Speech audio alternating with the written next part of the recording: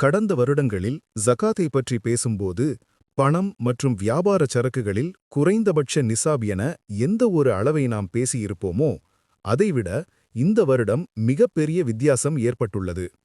காரணம், வெள்ளியின் மதிப்பை வைத்துத்தான் பணம் மற்றும் வியாபார சரக்குகளில் குறைந்தபட்ச நிசாபை நாம் கணக்கிடுறோம். அதன் அடிப்படையில் முதன்முதலாக ஜகாத் கடமையாகுவதற்கான குறைந்தபட்ச நிசாப் 1,80,000 இருந்தால் அவர் மீது ஜகாத் கடமையாகும். காரணம், அந்த அளவுக்கு வெள்ளியின் மதிப்பு மிக அதிகமாக உயர்ந்துவிட்டது. ஏன் தங்கத்தை வைத்து மதிப்பிடாமல் வெள்ளியின் மதிப்பை வைத்து ஜகாத்தை கணக்கிடுகிறோம்? அந்த காலத்தில் வெள்ளியின் மதிப்பும் தங்கத்தின் மதிப்பும் ஒன்றாக இருக்கும்போதே நமது இமாம்கள் இப்படி ஒரு சட்டத்தை இயற்றியுள்ளார்கள்.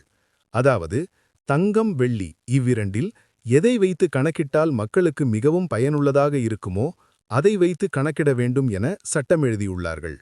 முஸ்லிமாக, பருவ வயதை அடைந்தவராக, கடன் இல்லாதவராக இருக்க வேண்டும். அவரிடம் அடிப்படை தேவை போக எஞ்சியிருக்கும் பணம் நிசாபை அடைந்தால் 1 வருடம் பூர்த்தியான பிறகு அவர் மீது ஜகாத் கடமையாகும். 1 வருடம் பூர்த்தியாகுதல் என்பது முதன்முதலாக ஜகாத் கடமையாகுபவர்களுக்குத்தான் பொருந்தும். சிலர் அதை தவறாக விளங்கிக் கொள்கின்றனர். உதாரணமாக, கடந்த வருடம் ஒருவர் 3 லட்சம் ரூபாய்க்கு ஜகாத்தை நிறைவேற்றியிருப்பார்.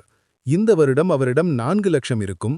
அவர் என்ன கருதுவாரெனில், அதிகப்படியாக என்னிடம் சேர்ந்த 1 லட்சத்திற்கு 1 வருடம் பூர்த்தியாகவில்லை என்று கருதி கடந்த வருடம் கொடுத்தது போன்ற அளவே இந்த வருடமும் கொடுத்தால் அது தவறாகும்.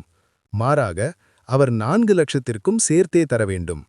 1 வருடம் பூர்த்தியாகுதல் என்பது யாருக்கு முதன்முதலாக ஜகாத் கடமையாகுமோ அவருக்கே பொருந்தும்.